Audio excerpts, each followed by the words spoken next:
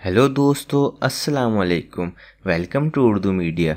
मज़ीद अच्छी और मालूमाती वीडियोस देखने के लिए हमारा चैनल ज़रूर सब्सक्राइब करें। शुक्रिया। खाने से कबल जरासीम से निजात हासिल करने के लिए क्या हाथ ठंडे पानी से धोने चाहिए या गर्म पानी से?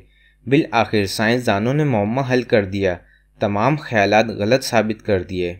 हम अक्सर सुनते हैं कि हाथों की बेहतरीन सफाई के लिए एंटी बैक्टीरियल साबुन और गर्म पानी ज़्यादा मुफीद है, लेकिन साइंसदानों ने हालिया तहकीक के बाद इस नज़रिए पर ठंडा पानी डाल दिया।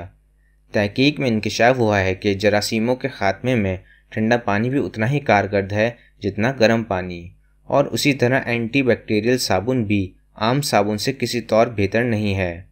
न्यू जर्सी के साइंसदान का कहना है कि जरासीमों से निजात के लिए सबसे अहम बात यह है कि कम अज़ कम 10 सेकंड तक अपने हाथों को मिला कर धोएं। साबुन चाहे जो भी इस्तेमाल करें और पानी भी ठंडा इस्तेमाल करें या गर्म, इससे कोई फ़र्क नहीं पड़ता।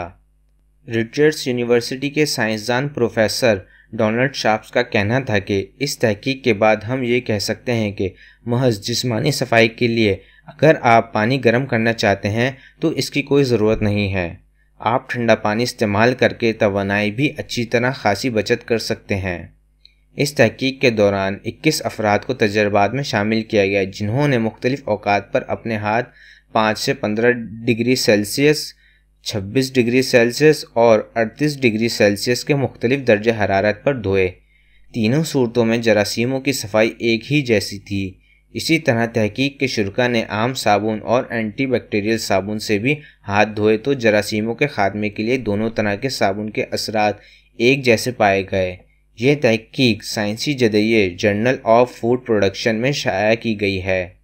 आप अपनी राय कमेंट बॉक्स में बता सकते हैं। हमारी वीडियो देखने का शुक्रिया। हमारा चैनल सब्सक्राइब करना ना भूलें। अल्लाह हाफिज़।